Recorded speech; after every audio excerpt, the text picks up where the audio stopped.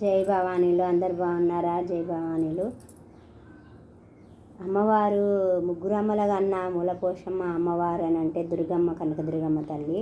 ఈ అమ్మవారు నవరాత్రులల్లో ఈ అమ్మవారికి ఏమేమి ఇష్టం అని అంటే, అమ్మవారికి కుంకుమ, పసుపు, పూలు, పండ్లు, ఆ తల్లికి మంచిగా ఆ తల్లికి కావాల్సినవన్నీ చేసి పెట్టుకొని, ఆ తల్లికి పొద్దుమాపు దీపాలు పెట్టుకొని 3 పూటలు మంచిగా 3 ఏళ్ళ స్నానము మాలలు వేసిన వాళ్ళు 3 పూటలు చేసుకొని మంచిగా పూజ చేసుకొని కూడా టైం కంటే 1 కాంచి 2 లోపల తినేసి ఆ తల్లికి కూడా మంచిగా అనుకూలంగా మనం సేవలు చేసుకొని కనుక మనం కనుక పెళ్ళి కానోళ్ళ వాళ్ళకు కూడా కళ్యాణం కావాలనేది ఒకటి పేరు మీద రాసి అమ్మవారి పాదాల కాడ పెడితే పెళ్ళి కూడా అనుకున్నవి మంచిగా నిశ్చింతరంగా ఆ తల్లి కూడా మంచిగా జరిపిస్తుంది. కళ్యాణ మందులు కూడా రప్పిస్తుంది. కళ్యాణం కావట్లేదని కొంతమంది గుడుగులు గుగ్గిళ్ళు అని పోస్తారు. అవన్నీ కాదు, తల్లి నవరాత్రులల్లో మీరు అనుకొని పెట్టుకుంటే మీకు కూడా ఆ తల్లి రప్పిస్తుంది.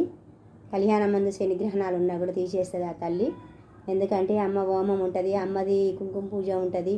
అమ్మ 9 నవరాత్రుల మహానిష్ట పూజ ఇది ఆ తల్లికి మంచిగా చేస్తారు.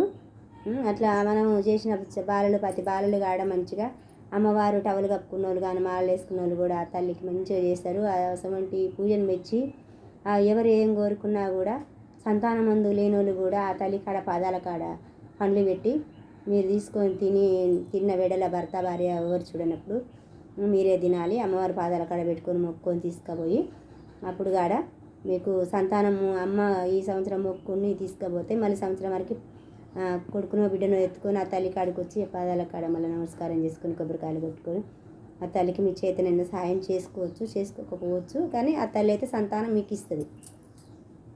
హాయ్ ఫ్రెండ్స్, మరి ఇది కనుక మీకు నచ్చితే మాత్రానికి ఈ వీడియో మీకు కనుక నచ్చితే అమ్మవారు చెప్పే యూట్యూబ్ ఛానల్లో మరే భవాని జై భవాని జై జై భవాని జై భవాని జై భవాని మీ అందరికీ జై భవాని.